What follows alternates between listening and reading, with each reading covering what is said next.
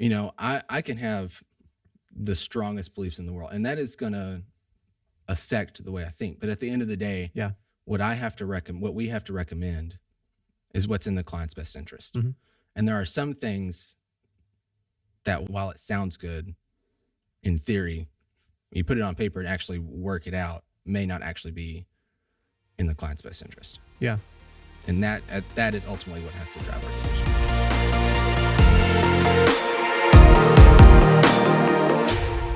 I'm Derek Hines, and I am a partner here at Gaddis Premier Wealth Advisors. And today, I have the honor of introducing everyone to the youngest member of our team, a proud member of Gen Z, Jordan Haddox. A member.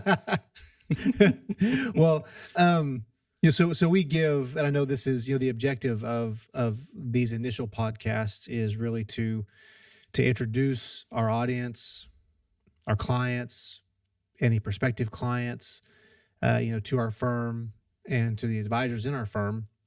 And so we sort of prepped you with questions, and I am very not surprised by the pages and pages of notes that I got. So we're gonna do our best to work through them. But you've been with our firm for how long now? It'll be 3 years here, pretty quick. 3 years, pretty quick. Okay. And how old are you? I am 26. 26. So technically the oldest Generation Z there is. Okay. So how do you feel about being Gen Z? Sometimes I try to embrace it, and sometimes I find the studies that say Gen Z actually starts in 1998. Okay. Depending on who I'm around. So you try to get out of it. Yeah, sometimes I do. Try to redefine what Gen Z is. Yeah, exactly. Yeah. Yeah, it's got a bad rap. So sometimes it, I just kind of go back and forth. Yeah. Which I feel like also is a very Gen Z thing to do. Yeah. The definition of things Gen Z does. Yeah. Go back and forth. Yeah. So tell us, what are some of the defining qualities of Gen Z? Oh gosh.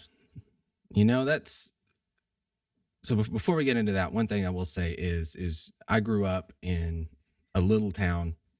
It's literally a pocket in southeastern Oklahoma that is about 20 years behind everywhere else. Yeah. So your Gen Z is like Gen millennial. Z, exactly. Yeah. While I am Gen Z, we didn't have internet in our home till I was 17, which was only 10 years ago. I didn't have a phone till I was a junior in high school. So I grew up outside hunting and fishing and outside all the time. So I very much got a blend of both. Yeah. Grew up with technology pretty much at my fingertips all times, but I also grew up playing outside and doing all that. So I have I feel like a unique blend of both, which I feel like there's a few years in every generation that definitely has that. Yeah. But I would say, as far as as a whole, the outlook of Gen Z is very non-committal, very do what they want to do when they want to do it. And, if it doesn't benefit them, it's almost a very narcissistic view of the world for a lot of Gen Zers. Yeah. A lot of the people that I know are not that way though. Yeah. So it's kind of hard to know if that's really the way Gen Z is, or if it's, that's just the minority that's the loudest. Yeah. Is that way. Yeah. Because I feel like that's a lot catchier and a lot easier to point at and say, I don't like that. Yeah. For everyone else. Yeah, I'm trying to think. Yeah, I don't know. Collectively, I don't know if I know a lot of Gen Zers, but I feel like the ones I know, they're not that bad. Yeah, I feel like they kind of get a bad rap. Yeah, very polarizing positions. Either it's the Gen Z that everyone sees on the news, that's got all, everyone's the picturesque, stereotypical Gen Z. Or on the other side, there's the the group that's just fed up with everything, just like everyone else, Yeah. and have almost like reverted back multiple generations of, this. Obviously, the direction we've taken things has not worked, so let's just go the other way. Yeah. So it's kind of a pendulum swing Yeah. both ways. Yeah. Well, so now that we've, confirmed that you're in Gen Z, tell us a little bit about yourself. So how would you introduce yourself to the listeners? So I'm Jordan, 26. Grew up in Antlers, Oklahoma. It's about an hour east of here in Durant. Actually went to school at a smaller town, even than that, Rattan. Graduated with 29 people, so very, very small community where I grew up. I'm married. I have 2 kids, 3-year-old and a 8-week-old. So sleep is few and far between at times right now. Yeah. Did I ever tell you? So when we had our first child, did I ever tell you like what advice the doctor gave us? I don't know. Yeah. So we had Joanna, our first child, and the doctor, hands us this cute, wonderful little child, little human, and she says, "Look, don't shake her, and remember, sleep deprivation is a form of torture. You'll be okay." It really is. It sends us home with this. I remember getting in the car thinking it was harder to get a driver's license than it was to have this child. Of course, obviously, I wasn't the one having the child. Oh, yeah. Yeah, it's, which thankfully our 2 have slept through the night really well. From the very beginning, both of them did. Yeah, that's fortunate. They'd wake up, they'd eat their bottle, we'd change their diaper, and they would just go right back to sleep. So, granted, you're still waking up 2 or 3 times a night and disrupting your sleep, but it's not like I don't know that I can't think of a single time that we've had one of those literal sleepless nights. Yeah. That, they just wouldn't go to sleep. They just kept crying. I don't think we've had a single one of those. And I would tell people, I don't feel like we've gotten a real taste of parenting yet because of that. Yeah. Well, you are planning on having more. Yeah. Right? Yeah. So. Yeah, if you have an 8-week-old and you're still gung ho about having more children, like you're going to have another child. Yeah. Yeah. And my wife was on the fence for the first couple weeks because our first was 8.5 pounds. Yeah. Baby. And our second was over 10 pounds. And she's had multiple people that have told her every child following is bigger than the last. Yeah, I don't necessarily know that that's I don't think so true. either, but she had enough people tell her that she was like, we might be adopting a couple. Yeah. Yeah, that'll definitely give you some. That's a big baby. Yeah. Yeah. Thankfully, I told her if it was up to me, we would have had none. So yeah. Yeah. And so, so what does your wife do? Tell us about what your wife does. So she is kind of work from home. So there's a little boy that she watches at our house. The parents bring him, drop him off. Yep. So kind of a stay home nanny type of thing. So watches that little boy and obviously R2 as well.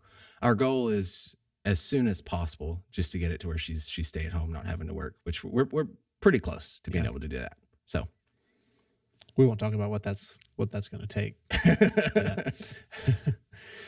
All right. Actually, I put it in the notes here. Yeah, you probably won't think this is funny, but one of the questions that we ask everyone is, so you recently went on a vacation. Tell us a little bit about your vacation. And Jordan, you didn't even answer the question. Nope, I didn't even. No vacation. No vacation to talk about. No, we not really a vacation, kind of anti-vacation, as we actually spent last week, pretty much the whole week in the hospital. Yeah. Our little girl had RSV, so we were in the hospital with that. So yeah, she's technically better. She was fine. Kind of more of a preventive type thing. We went in. We noticed she was having a little bit of trouble. They didn't put her in the tent or send her anywhere. Just kind of gave her some oxygen for a few days, and she was fine. Other than that, the last time I took off work was when she was born, and then probably 6 months before that, we actually did take a vacation. Yeah. So we took a vacation this year. This is probably the first one we've taken since we've been married for 5 years. Yeah. Where'd you go? We just went to Tulsa for essentially a long weekend Yeah. for 4 or 5 days Yep. after that. You've always liked being home. Exactly. Yeah. Uh, yeah. I'd just rather be home. Yeah, I don't blame you. I'm kind of Save a lot of money. I'm kind of a homebody as well. Probably not nearly as much as you, but I do like being at home. So let's talk about your role in the company. And again, I laugh at this too because I think I've got 6 here that you that you listed. That's all I could think of. I was thinking, I think there's a couple more. I'm sure we that could find. I'm sure I we could couldn't find think one or two more. So yeah, tell us about your role in the company. What do you do for GPWA? You know, it's funny. And sometimes I think I ask you. So what is my role? Yeah. So what do you need me doing for the Yeah. next hour or two? Yeah. So first and primary, which is always primary, is I'm a financial advisor. Yes. So anything that has to do with my clients, obviously, if I'm doing something else and my client needs something, it gets bumped to the top. Like they're my first priority always. I serve somewhat as an assistant, especially here in the office at times, because when I started with the firm, that's actually how I started, was a client service associate. Yeah. So, you know, with paperwork, things like that, day-to-day operations. And I'm missing, marketing. I handle a lot of our marketing. So Facebook, LinkedIn, some email marketing. I kind of coordinate a lot of that. I do all of that kind of involves some compliance aspects. Yeah. So I kind of have to stay up to date on all that because a lot of what I do, that is, if not the center of, at least something that's very important, have to be kept in mind. So yeah, basically anything and everything that needs to be done. And then on top of that, just whatever anyone else needs. Yeah. I try to help out. Yeah. So we've got financial advisor, trading specialist, investment researcher, marketing specialist, paraplanner, assistant. I mean, there's got to be something else we could have you do. Surely we could find at least 2 more things. Oh yeah. I'm sure we could think of something else. Yeah. I don't know if you remember. So let's transition into like how you got started. So why you do what you do. And I just remember, so Jordan actually came to be a client. Yep. That was the first time I came in. Yep. So you reached out to sort of more or less use our services. Right. And then here you are. So what about this industry drew you to it, or why did you decide this might be a good career path for you? Well, it actually goes further back than that. I went to school at Southeastern Oklahoma State University. And when I started, I was actually a fisheries and wildlife science major. Very closely related to accounting, by the way. Basically the same thing. Which that's every time I tell someone that, I get the same reaction every time, and it's, oh my gosh, that's not even close. Yeah. Never fails. That's what everyone says. Because I always said, I don't know what I'm going to do, but I'm not going to work in an office. I'm not going to talk to people. Yeah. And I'm not going to sell things. That's great. I work in an office. I talk to people. I don't sell things, but I sell myself. Yeah. Somewhat, like my services. Yes. So the 3 things I said I would never do is exactly what I do to a T. Yeah. But I started fisheries and wildlife science. I got 2.5 years in. Yeah. And I took a class, and they were like, this is a lot of what you would actually be doing. And I realized I don't want to do any of this. This is not fun. Yeah. You want to be outside for like a hobby. Yeah. You enjoy being outside. Great for a hobby. And we asked the professor, we said, he was the head fisheries professor at Southeastern. We said, do you fish at all? Like, you're outside. This is what you do all day, every day. Do you like to fish? He was like, I used to love it. But now that it's all I do, I'm on the water all day. Spring and summer is the busiest time of the year for me.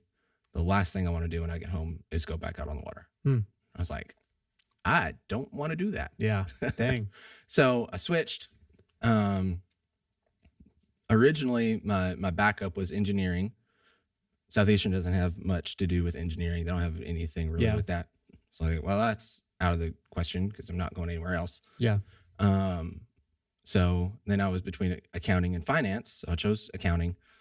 At the same time, I went and worked here um, at a running as a payroll processor at a HR payroll benefits place. And I got 2.5 years into that, and I realized, this is good. I love the people I worked with. Absolutely loved the atmosphere and everything about working there. Yeah. I was like, this is not what I want to do for the rest of my life. Mm-hmm. And so I really started looking at different options, different things to do. And I just kept coming back to this financial advisor thing. Yeah. And I didn't really know what that meant. Actually, the first thing I was come on was through Dave Ramsey's program, was the financial coaching. I was like, oh, maybe I could do that.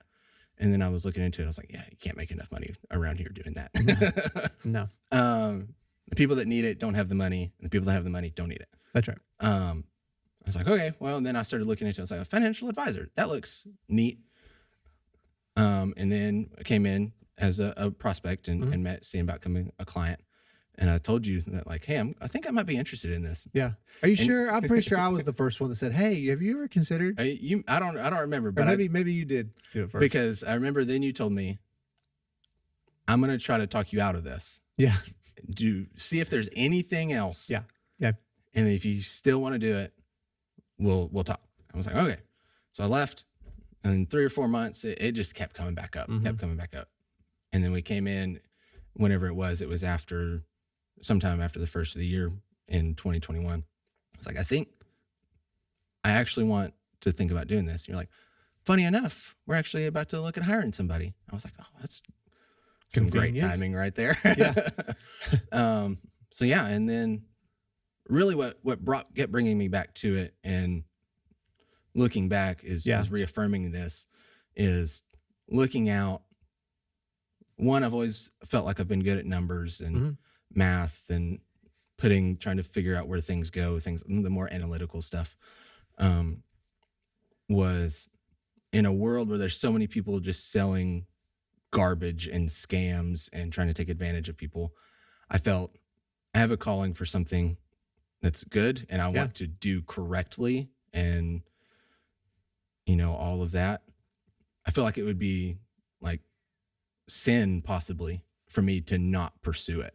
Like, that's how strongly I felt called to it, of like, if I don't do this, someone else will, and they may not have the same intentions as me. Yeah. So it just kept going to that. And then, here we are 3 years later. Here we are. Yeah. So do you like to, so you just went fishing with some of our clients. I did. Yeah. And we went on a guided. You took my spot. I did. Yeah. On a fishing trip. that worked out real well for me.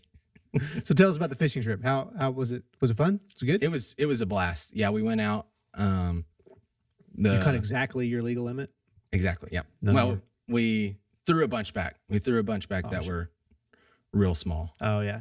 Yeah. So, Go ahead. So they were, technically we could have kept them. Yeah. But we were catching enough that he was like, we're going to catch more that are bigger than this. We had 7 people. And I think overall he said we caught a little over 100 probably. Wow. Between what we kept and what we threw back. So tell me, Casey Stand. What do you think about Casey Stand? I liked him. He was interesting. Yeah, I don't know. So he's the guide. So Casey Stand is he's the guide that we used, and a good friend of ours, and he's pretty funny. Yeah. Oh yeah, he was hilarious. He kept it entertained. Yes. Because there were some times it got slow. Yeah. And telling stories of when he was in Kansas and them rodeoing and all kinds of stuff. Oh yeah, I forgot. Anytime it got slow, he had a story. Yeah, I don't know if I've ever talked to him about that. My dad's from Kansas originally. Yeah. But someone else, there was a connection there from Kansas too, right? Yeah, one of the guys that came with us was, I don't think he was from Kansas, but he had a lot of connections, like the town over from where Casey grew up. Yeah. So, yeah, we caught a lot. It was a good time. Yeah. Did you take any home? We did. We took them home. He filleted them, cleaned them for us, took them home. They were in our freezer. Yeah, we had striper last night. Yeah, it's okay. Like, it's okay. Like, if anybody watching this has any good, recipes for striper, please send them our way. Yeah. Yeah. It's and yes, we take the red meat out. already. It needs more. It needs more. It needs Yeah. something else. Some secret concoction. You can make striper taste like spices. crappie. That's what I want. Yeah. I don't know. We always grew up eating bass. So Yeah. that's what we would always bass Yeah, fish. that, And that's so it's yeah. pretty, And pretty striper. I mean, close. yeah, it's very close. Yeah. But yeah, I definitely know a lot of people that would like crappie or nothing. Yeah, It's not crappie, man, we're I not like, eating it. I like crappie. It's probably my favorite. Yeah. Yeah, I definitely don't get to fish as much as I used to. You know, with two little kids running around. Yeah. Yeah. So what else? So what are some of your other outside hobbies? So there's that. I like to hunt a lot. Not got to do much of that this year either. With, you know, a newborn will really hinder that. Even when I got to go, it was like, I'm gonna sleep in. I'm tired. Those are the two main ones. I try to stretch those out and do that most of the year. We've talked about, you know, starting camping and doing things like that. And once the kids get a little bit older, we'll probably start camping and traveling and things like that. Yeah. But not right now. It's too, just too difficult to do right now. Yeah. It's hard to do anything with children your age. Yeah.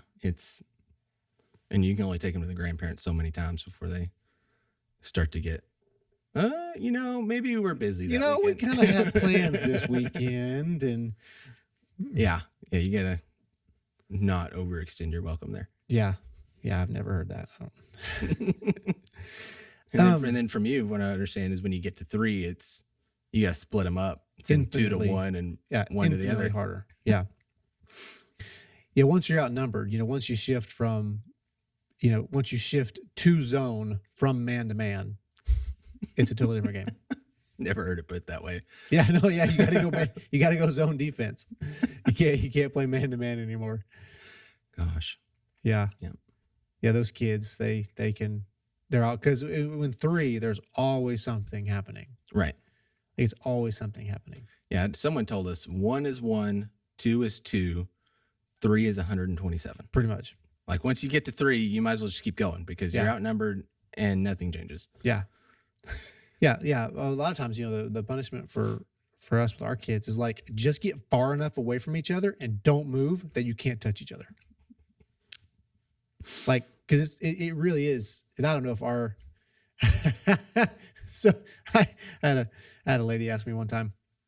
So we have some friends, and their children are I don't know what word I would use. Civilized, docile. Our children are higher on the feral range. And so she asked me, she was like, are your kids like this person's kids or like this person's kids? I'm like, the second.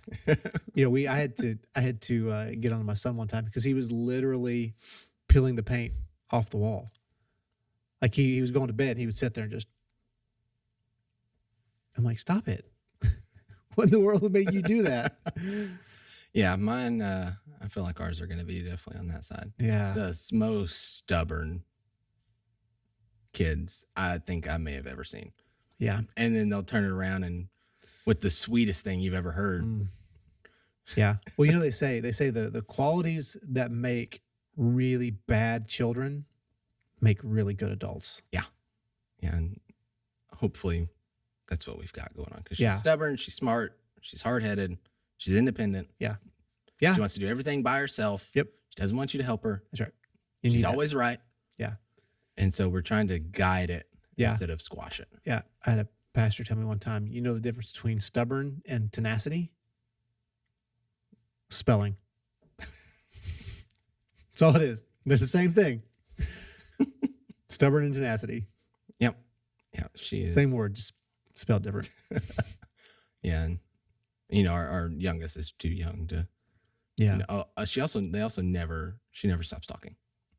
She's learned to talk. Our oldest. Yeah. She learned to talk when she was like 8 or 9 months old. I'm not sure she stopped since. Oh, yeah. She even talks in her sleep. So like, it's just nonstop. Yeah. Yeah, our kids, yeah, we have one that's very similar. Just always talking. I forget how many thousands of questions a day you get as Yeah. a parent, I but don't know. it's in the thousands. Yeah, she's in the why stage. Uh, Everything you say, well, why? Well, you'll explain it to her. why? Why? Oh my gosh. I Yeah. try not to pull out the because I said so much, but I pull Sometimes out the you have to do it. because I said Yeah, so sometimes you have to do it. sometimes. Yeah. So you mentioned earlier about you feeling essentially, I mean, led to Mhm. go into this industry. So how is your faith influenced how how you conduct yourself or engage with clients in the business? It's kind of a little bit of a hard question to answer because that there's not really another option than that. It's at a point Yeah. that when you believe that way, it doesn't really say, oh, if I did it this way, it would be easy. Like Mhm. the this way, Yeah. the other way is not even on the table. Yeah.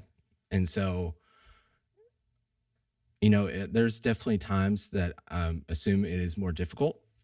Yeah. Um, but there's I'm gonna do what's right by everyone. So, Yeah. Yeah. and Period. End of story. that's difficult at times, but I mean that makes it pretty simple because you don't really have any other option. Yeah. Yeah. So how would you say there are certain ways that you can exercise your faith in what you do, what we do? Yeah.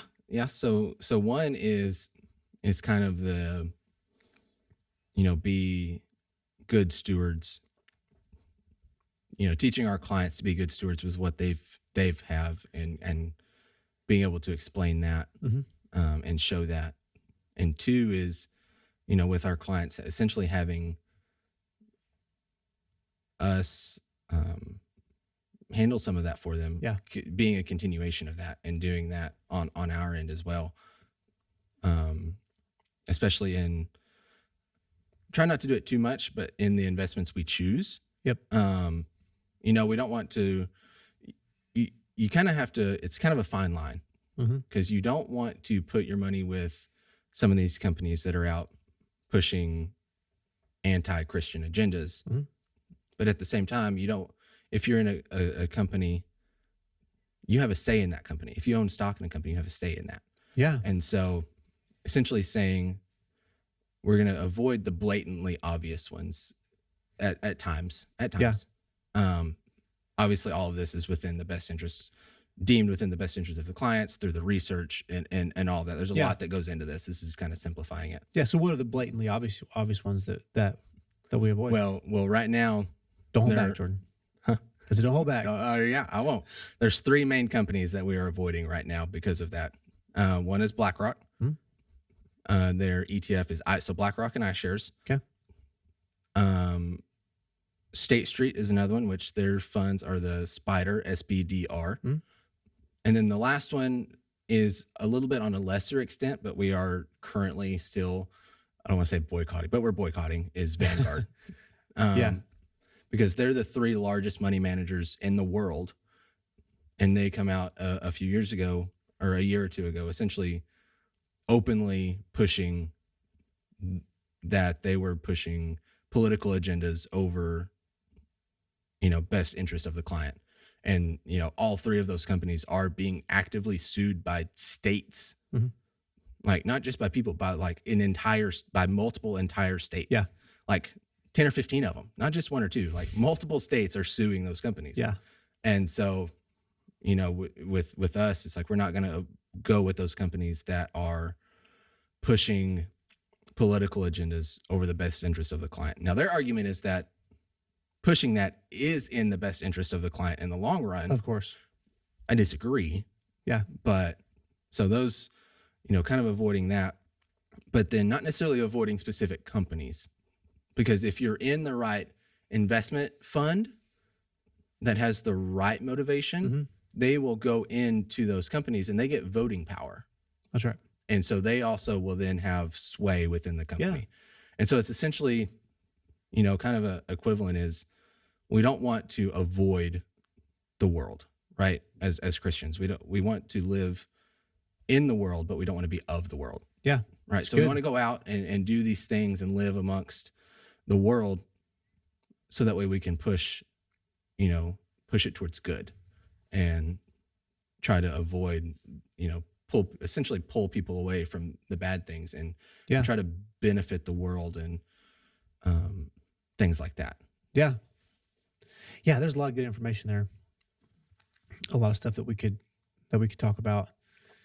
So what would you say? We've had clients inquire about not being in those companies. Yeah. Correct? Oh yeah, for sure. There's been quite a few people come in with essentially a list of companies that say, I don't want any of my money invested. The top one of that is probably Disney. Yeah. I don't want to invest in Disney.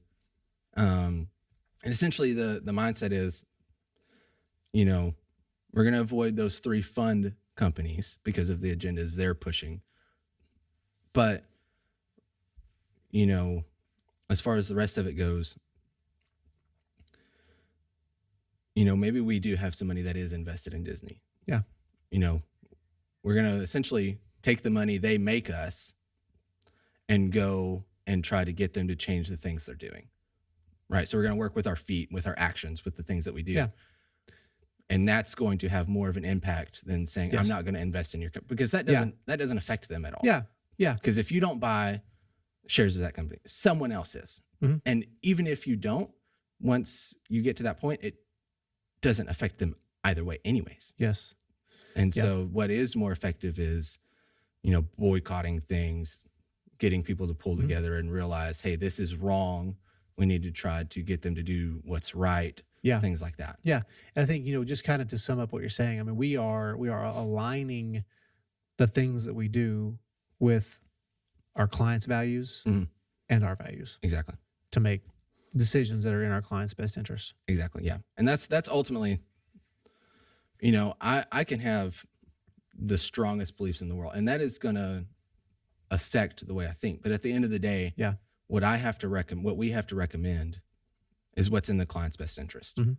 And there are some things that while it sounds good in theory, you put it on paper and actually work it out, may not actually be in the client's best interest. Yeah.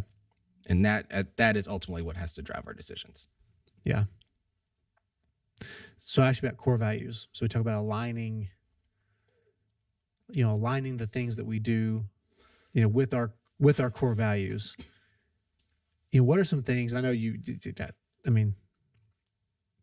Again, Jordan, if you guys haven't gathered this from the podcast, like Jordan is very analytical, very thorough, and his answers reflect that.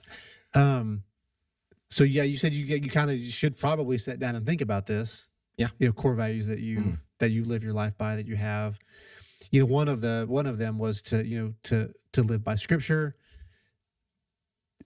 So what, and then you talked a lot about faith, but anything specific on the scriptural front, that you used to live your life by? Really, it's that it is the lens that everything else is viewed through. Yeah. And we've kind of talked about this before, is sometimes there are things that I believe, and I think I believe, and I'm starting maybe a new idea, something I'm looking into, start learning more about. Yeah. And then I find something in Scripture or something else that says, this is not true. Well, this goes away. Yeah. Even if I don't want it to. Yeah. What Scripture says is the ultimate authority. And so essentially what I believe has to be molded into what Scripture says.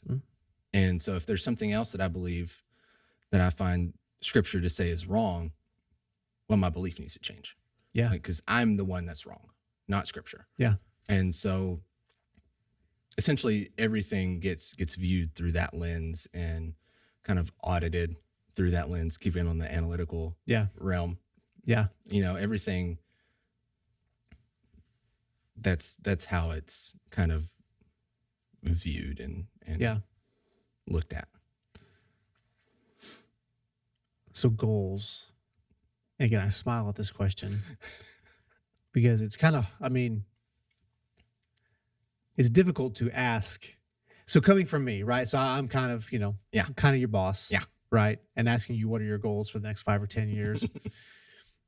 And you're probably not going to say, oh, yeah, I really, think about joining a bigger firm, moving to a big city. So in light of that, like in context, what are your goals for the next 5 years? Yeah. So 10 years. And I tell you this all the time, that my goal is to be here. Good answer. Excuse me. Whatever that looks like, you know, that the specifics of that seems to change from month to month right now. But essentially to be here with the firm in Durant, continue to establish ourselves here. Yep. And then just kind of a lot of the specific goals will depend on things within the firm over the next 5 to 10 years. Yeah. And I mean, you've seen the firm change dramatically since you first started. What is stability? Yeah. So, what is no change? Yeah. I mean, the firm has grown. We've merged. We've brought on another advisor. You've gotten licensed. We really are, as a firm, one of our core values is legacy. And so trying to build a firm that will outlive and outlast any of the current partners or principals. And so you've really been on the forefront of that. And hopefully to you, that means opportunity, to be part of a growing, changing, dynamic organization. Yeah. And I think that is, for now, the goal is essentially to continue to gain experience, because I know, I'm still a little wet behind the ears. Yeah. So continue to gain experience, to continue to learn as much as I can, as fast as I can. Yeah. And getting myself set up to where, as opportunities present themselves, I'm ready to step into those. Yeah. Because I know right now there were some opportunities that if they were presented, I probably wouldn't be ready yet. Yeah. I might not shy away from them, but I might not be fully ready. Mm-hmm. So essentially continuing to develop and understand things better, grow in wisdom, all of that, and being ready for, as those come up, to step into them as needed. Yeah. And as, with the way we've sort of constructed the business, having advisors from multiple generations, some in their 60s, some in their 50s, 40s, 30s. Yeah. And then yourself, like, do you find that has that been a benefit to you? Oh, it's been crucial. Yeah.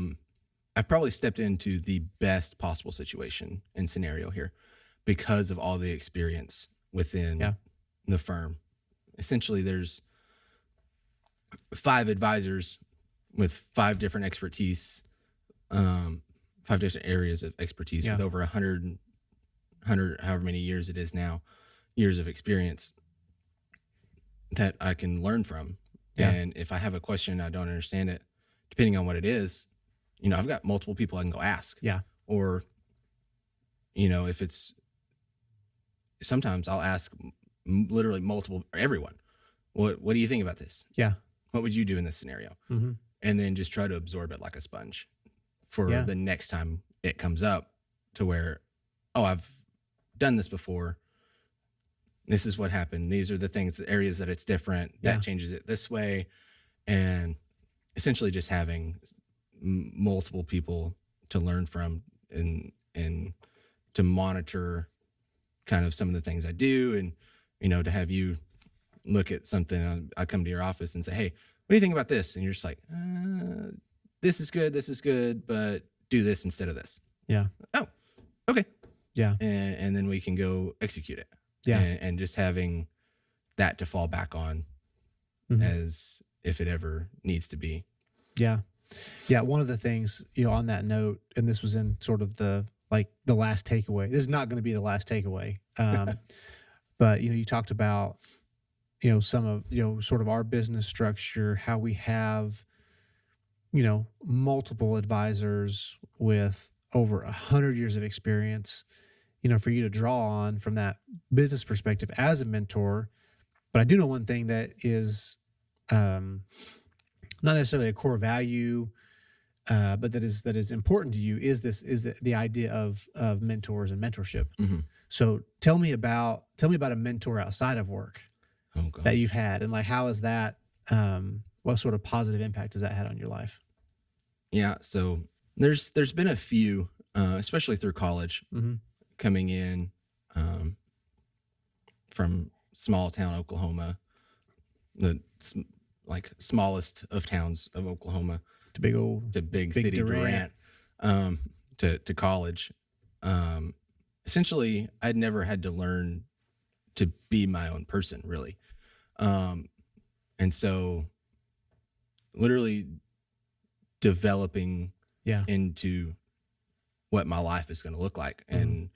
and growing my own values apart from my families and apart from my communities, and so there was two or three here at Southeastern. I got when I come to Southeastern, I got plugged into the BCM, the Baptist Collegiate Ministry, Mm-hmm. and through that, the director and a couple of other guys there really they do a great job of taking young college students under their wings Yeah. and teaching them, this is how you live your life, this is how you study the Bible, this is how you pray, this Yeah. is this belief. And then you're like, well, what about this? And then not just telling you what to believe, but like essentially almost debating back and forth with Yeah. you, of getting you to a point to believe it yourself, Yeah. and for you to determine what person you're going to be and what Scripture says. Mm-hmm. And that continuing now with our church, the elders at the church. I go to Western Meadows Baptist Church. Is that a And plug? yeah, It kind of sounded like a plug. yeah, it was. Okay. Um, still having that same mindset of, we're not above you, but we're with you. We're here alongside you Yeah. to help you figure things out if you need to. And just continuing to have that Mm-hmm. is crucial, especially with two kids, a young baby now, of things changing very rapidly. Yeah. And needing those people to help us keep going. Yeah. Yeah. They don't teach you how to do that in school. No, they don't. I don't remember any classes about that. Yeah. Yeah. It seems like the best life skills, like they don't teach those. Mm-mm. Don't get me started on that. What, not teaching Yeah. life skills? Yeah, no, that's a whole other podcast. Which one's the hot topic? Is it balancing the checkbook? All of them. All of them. How to load the dishwasher? Is that a good one? Oh gosh, no, that's actually one that I gave up on that one. I thought I did a great job, and my wife was like, "This is awful." That's funny. I'm probably on the side of the fence of your wife. There's a right way to load the dishwasher. Oh yeah, for sure. There's a right way. Yeah. So one of the things, so you mentioned in this idea of mentorship. So you go to college, you join the BCM or you become part of the BCM. I don't Mhm. necessarily know that they have a membership, but Right. so you become part of the BCM. You've got mentors. You've got you're surrounded by a strong community that is helping you develop your faith, sort of transform into the person that you're becoming. You read a book this year called The Compelling Yeah. Community by Mhm. Mark Devers. Mhm. Is that how you say that? Devers? Yeah. Okay. So tell me about that book. Yeah, so that is one that our church, before you lead a small group or a community group, they make you read that book. Okay. Just to kind of understand what is the church's goal of what our community is going to look like. So that way, obviously each group has their own dynamic, has Mhm. their own things that they do, but on an overarching scale, what is community going to look like at our church? Yeah.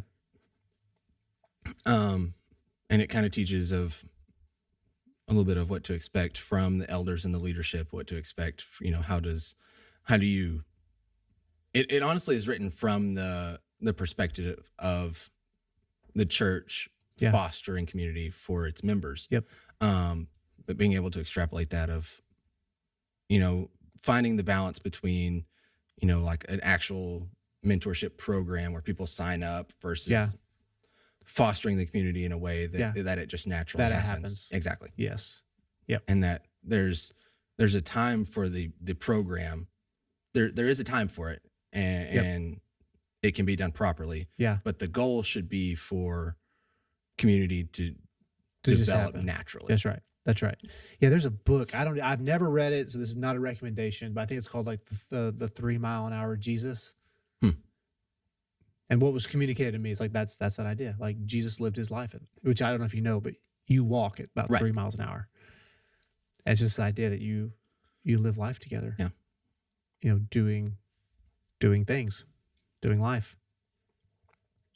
Okay. So this is probably the funniest one. So this isn't the funniest one, but this was pretty funny. So, we also ask you questions about looking back and looking forward, and of course the one we asked you to look back on, you were 6 years old in the time frame that we asked you to look back. Yeah. So at 6, you're probably not nor should you be contemplating these questions, but. If you were to look back 10 years, so you'd be 16. What's some advice that you would give yourself?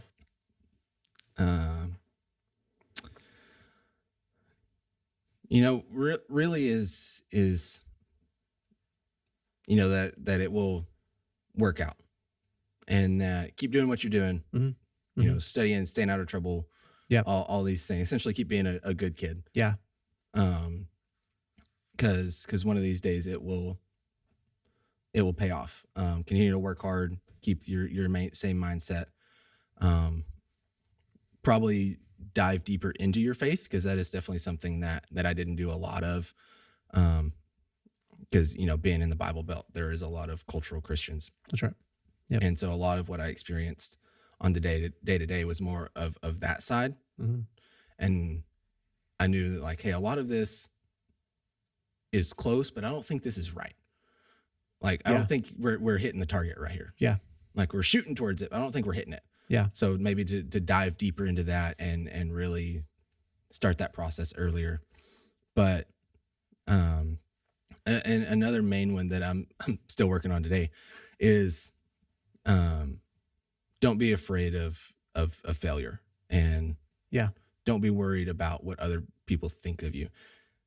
And I kind of say that hesitantly, because I do feel like a lot of times when people say, I don't care what other people think of me, they're actually mean is I don't want to have to worry about what other people think of me, and I don't care. Yep. That's right.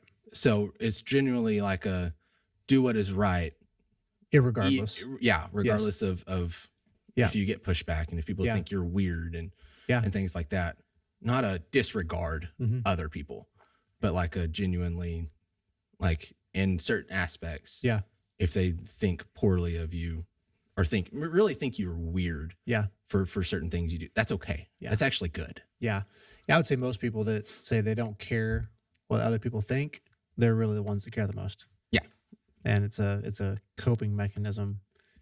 Yeah. And to maybe not even change. Most people I know, they're, this is just how I am. It's like, well, you're kind of a jerk, so maybe you should not be like that. One of my favorite things is when people say, well, I was born this way. Yes, it's a good thing Jesus said to be born again. So that's good. Oh, that's funny. Yeah. Yeah. And along that same line, one more thing is people, I think a lot of people that say, I don't care what other people think of me, actually or either care the most, or what they really mean but no, they can't say is, I don't really care about other people. Yeah. Because I'm going to do what I'm going to do, and I don't care how they feel about it. Yeah. So not that. We're not doing that. Yeah. We are caring about other people, but correct. If you do something that's weird or countercultural. Yeah. Yeah. And if you put yourself out there for anything, especially the more you grow and progress in your career and your faith and, in a community, like, there's going to be a time where you know, someone's not going to be happy with Yeah. what you're doing. And Mhm. you have to be okay with that. Yeah. All right. So let's look forward. Oh gosh. So 10 years from now, you know, what would you tell yourself? So what would myself 10 years from now tell me now? No, what would you now tell yourself 10 years from now? Oh goodness. You can't speak for yourself 10 years from now.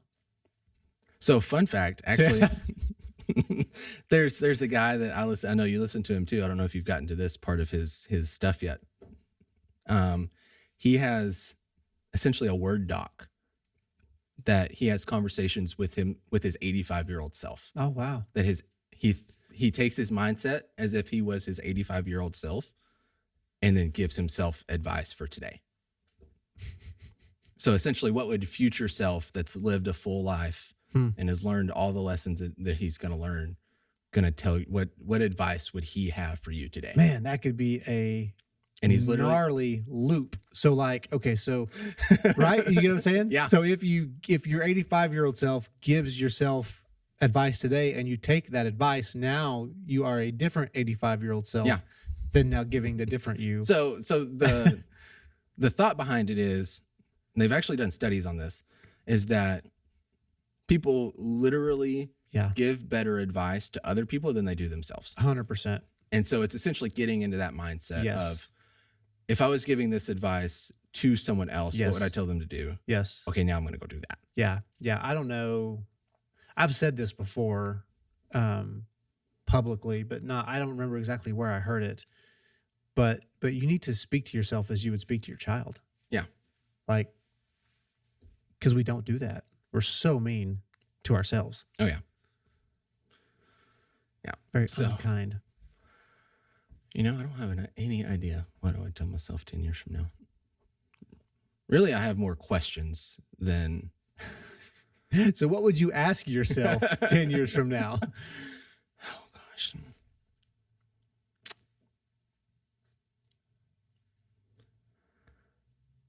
I don't know. What would you want to know? Really, how fast and how urgent should I do things? Like looking back, I obviously had timelines and goals for myself. Yeah. And then now that those have come and gone, I'm like, oh, that timeline was way too fast, or I did not think big enough for this. I should have wanted to do bigger, better, Yeah. quicker. Yeah. So like, which goals should be the quick goals, and which ones should be, hey, this goal, instead of thinking what you should do a year from now, you should be thinking longer. You should be thinking, what should you do 10? Where do you want to be 10 or 20 or 40 years from now? Yeah. Yeah. I've heard it said most people, they let's see if I can get this right. They overestimate what they can do in a short period of time. Like they think they can get a lot done in a short period of time, but they severely underestimate what they can do over a long period of time. Yeah. So, and I think that's somewhere in there in the information I gave you is what you said. This is a famous quote. I didn't realize it was this famous, but the slow is smooth and smooth is fast. So to go fast, you need to go slow. That's right. Yeah. Slow is smooth and smooth is fast. That's right. So, but at the same time, you need to have like short-term goals. Like one thing I'm trying to do right now is, instead of saying, oh, I'll do this by the end of the week, I'll do this by the end of the day. Yeah. So those shorter term goals, like, they need to be sped up. They need to be done quick.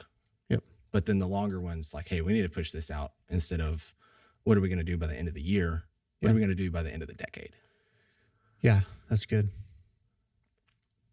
Well, I've already asked you your parting thoughts, but would you have any parting thoughts? Like anything that you would just want to make sure that, anyone listening to this takes away from the podcast?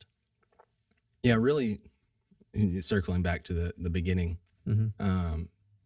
People being young does not necessarily mean they're not wise, they're not inexperienced. Are a lot of young people wise or not wise and inexperienced? Absolutely. Yeah. But someone just being young does not make that the case. Now, if you have a conversation with someone and you realize, oh, this person has no idea what they're talking about, that's a different story. Yeah. Yeah. Red flag. Red flag.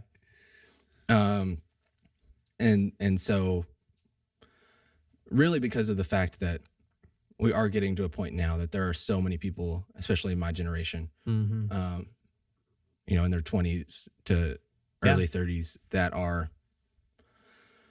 they're tired of the direction things are going. Yeah. And, you know, between technology and the rate at which information goes from one person to the next and how much news is available. Yeah. Like, you know, there's been a lot of life lived, some of it correctly, some of it incorrectly. Yeah. By people that are young. Yeah. And so, you know, really, you know, when I went to school, I started in 2016, changed my major in 2017, got engaged in 2018, in October of 2018, got married in February of 2019. We had a kid in 2020. We bought a house in 2020. I graduated in 2021. Yeah. So I was married, bought a house, had a kid, going to school full time, working 40 hours a week, all for a year straight. Yeah. Which, now granted, are there some hardships I didn't go through? Obviously. Like, for everything that was going, I'm very blessed, right?